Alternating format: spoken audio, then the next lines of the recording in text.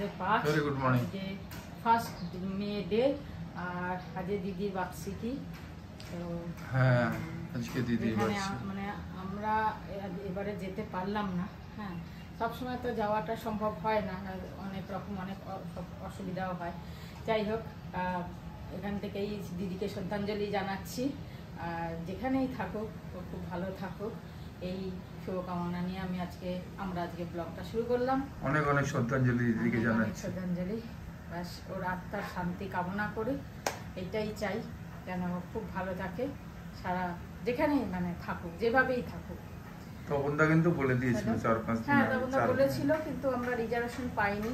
আর গাড়ি নিয়ে যাওয়া প্রত্যেকবার আমাদের পক্ষে সম্ভব না, এখন ড্রাইভার পাওয়া যাচ্ছে না। আর ড্রাইভার সবসময় পাওয়া যায় না, অনেক রকম ব্যাপার থাকে, সেই কারণে আর যাওয়া হয়নি এবারে। ঠিক আছে, তা চলো আজকে প্লাস আজকে শ্রমিক ডে, ব্লগটা শুরু করলাম। আজকে হ্যাপি লেবার ডে। এটা ভালো এসছে না কোচি? ভালো ভালো জায়গা থেকে এনেছি আমি ঝিঙেগুলো, সলিড। হ্যালো, ব্রেকফাস্টে কি করব ভেবে ভাবলাম রুটি, কুমড়ো অনেক আছে, কুমড়ো কি করে নি। আমরা কুমড়োর বাগান লাগাবো, কুমড়ো এসে গেছে। সত্যি তাই।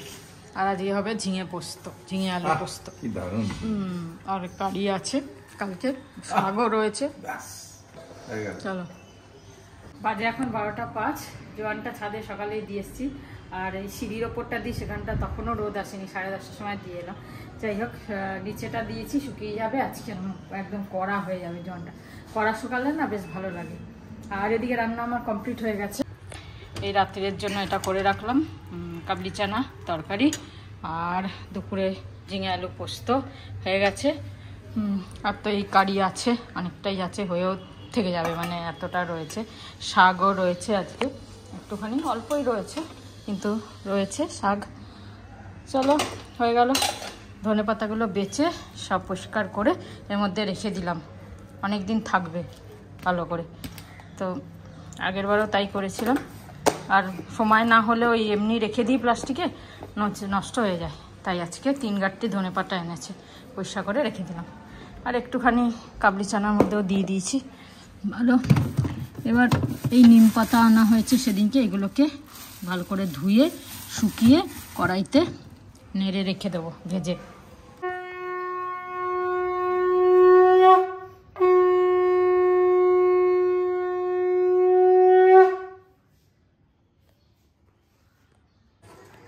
আজকে সমীরটা এখন আপলোড হলো, দেখলাম ওখানে গেছে, ওয়াইফাই এর প্রবলেম বোধহয়, আর ও যাচ্ছে না বিয়েতে, এখন ভোডাফোনে করছে বোধহয়।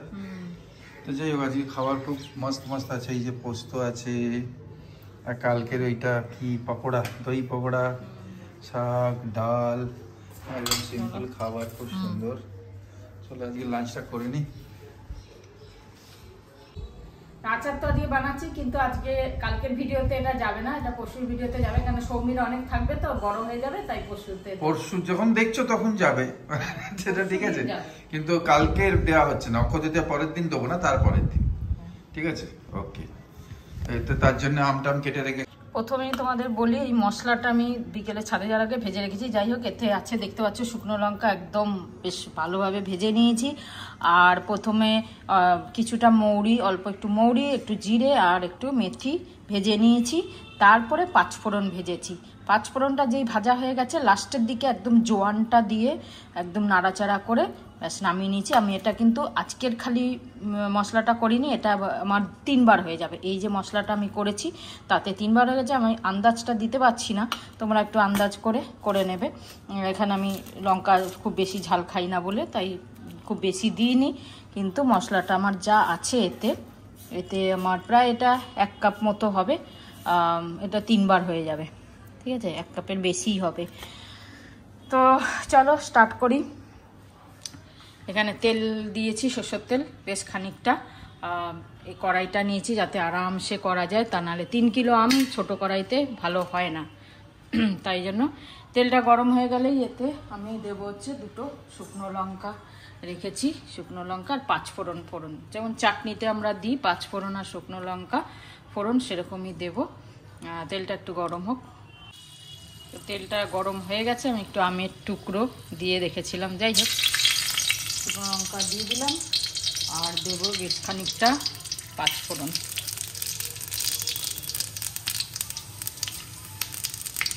এই ধরো 1 চামচ মতো পাঁচফোড়ন দিয়ে দিলাম। ফ্লেমটা লো করে দিলাম। এটা ভালো করে, ফোড়নটা ভালো করে একটু ভাজা ভাজা হয়ে গেলে, লঙ্কাটাও ভাজা ভাজা হয়ে গেলে, তারপরে আমগুলো এক এক করে দিয়ে দেবো। সব দিয়ে নুন হলুদ দিয়ে ভালো করে ভাজবো। খুব ভালো করে ভাজতে হবে, যাতে মানে কাঁচা ভাবটা না থাকে। আচার তো মানে এতে তো জল পড়বে না, তাই জন্য একটু ভালো করে ভাজতে হবে। ওই জন্য একটু ছড়ানো কড়াই হলে ভালো হয়, সেই জন্য বড় কড়াই নিয়েছি। ছোট কড়াই হলে না টায় হয়ে যায়। 2 কিলো আমার যে কড়াইটা আছে তাতে 2 কিলো হতো, এর নিচে যে কড়াইটা, কিন্তু 3 কিলো হয় না, তাই জন্য এটা দিয়েছি। চলো এটাকে ভালো করে ভাজতে থাকি নুন হলুদ দিয়ে।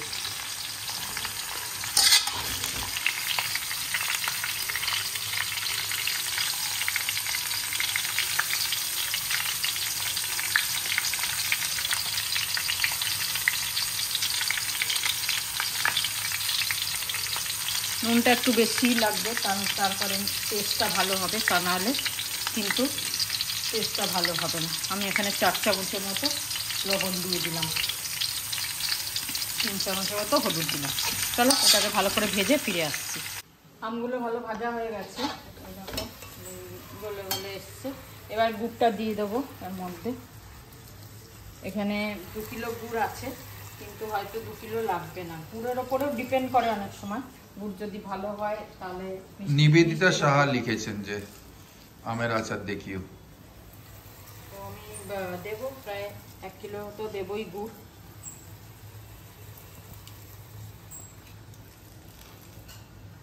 তাহলে গুড়টা দিয়ে আবার নাড়াবো, তারপর তো ফুটবে, তারপরে আবার পরে আসছি। সেই এই যে ফুটছে, আর আমি এখানে প্রায় 2 কিলো মতো গুড় দিয়ে দিয়েছি, কেন অতটা লাগবে। এবার এইটা লাগবে কিনা একটুখানি আমাকে দেখতে হবে, এটা দেখলেই আমি বুঝতে পারবো, কেন গুড়ের ওপর ডিপেন্ড করে। তো বেশি গুড় হয়ে গেলে তখন আবার বেশি হয়ে যাবে, তবে মনে হচ্ছে ওটাও লেগে যাবে।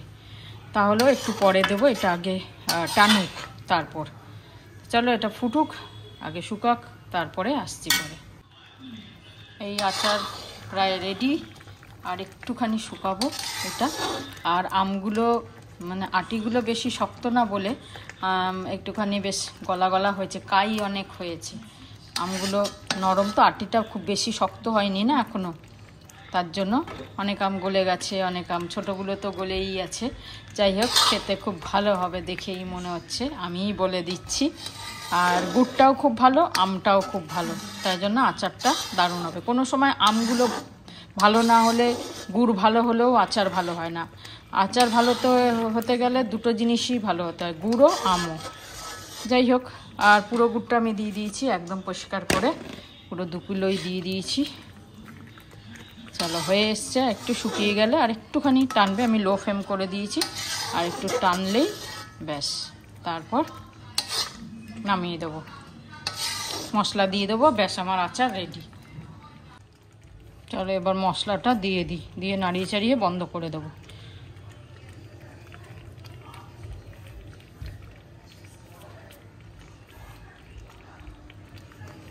এক মুঠো আর একটু দিলাম,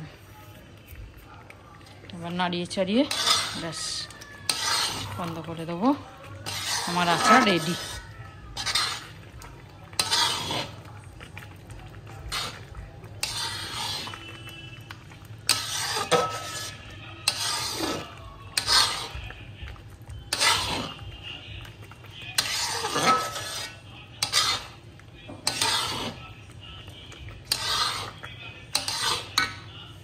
আর একটু দিয়ে দিলাম, ওই 1.5 মুঠো মতো মশলা দিয়ে দিলাম।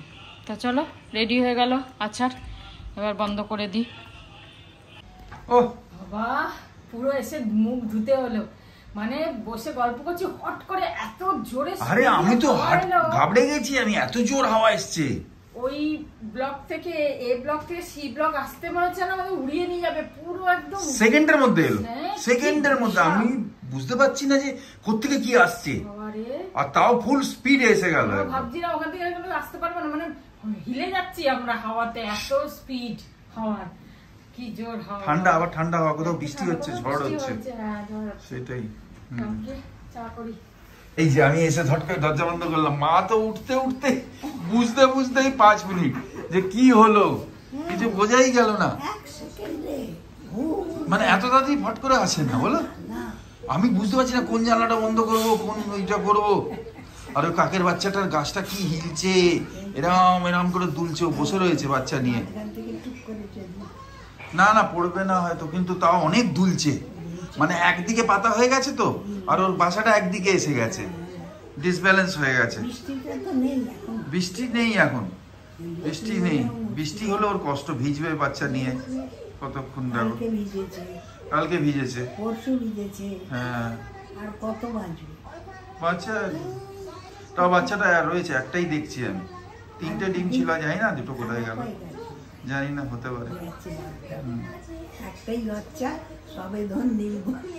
হ্যাঁ বংশের একটাই বাচ্চা এখন, আর তাও এত আন্ধি তুফান।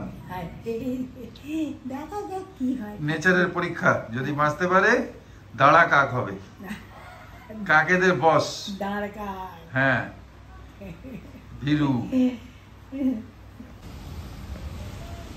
দেখো গাছগুলো কি দুলছে, দেখো দেখো, সব গাছ ডান্স করছে। ও সব ডান্স করছে।